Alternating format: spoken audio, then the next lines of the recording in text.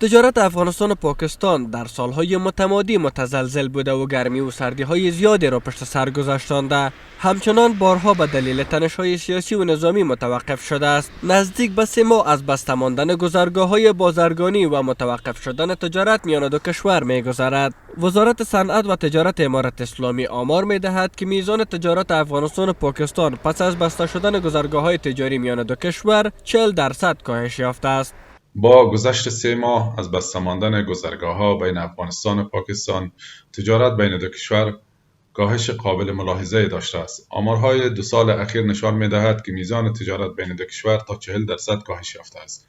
بر بنیاد آمارهای دیجیتالی، دو کشور در سال 2024 حدوداً 2 میلیارد و 461 میلیون دلار تجارت داشتند، اما این رقم در سال 2025 به 1 میلیارد و 766 میلیون دلار کاهش یافته است. میزان صادرات افغانستان به پاکستان در سال 2024 حدوداً 817 میلیون دلار بوده، اما این رقم در سال 2025 به 505 میلیون دلار رسیده.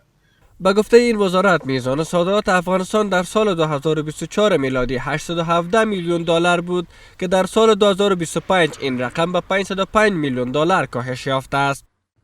برای که امنیت و مسئولیت تجارتی در افغانستان تضمین شود، ما نیاز داریم که متکی به کشور نباشیم، سایر بدیلا را در نظر بگیریم. طبیعتاً که بدیلای دیگر باعث میشه که اقتصاد تجارت افغانستان رشد بیشتر داشته باشه، گرایش تجار برای وارد شدن در میدان تجارت بیشتر شود. در کنار اینا قدرت چانه‌زنی افغانستان در مذاکرات تجاری در منطقه بالا میره و وابستگی افغانستان به یک مسیر محدود به عنوان یک نقطه ضعف در تجارت منطقه مطرح نمی باشه. این شگوفایی اقتصادی و تجارت افغانستان را از محصور بودن به یک کشور نجات داده و مسیرهای تجارت و ترانزیت را شگوفا می‌سازد. تجارت میان دو کشور پس از درگیری‌های نظامی متوقف شد و بازرگانان دو طرف بارها خواستار بازگشایی این گذرگاه‌ها شدند که ره به جای نبرد. امارت اسلامی پیوسته تاکید کرده که این گذرگاه‌ها تا زمان باز نخواهند شد که طرف پاکستانی تضمین کتبی برای استفاده نشدن تجارت به عنوان اهرم فشار سیاسی در برابر افغانستان ندهد.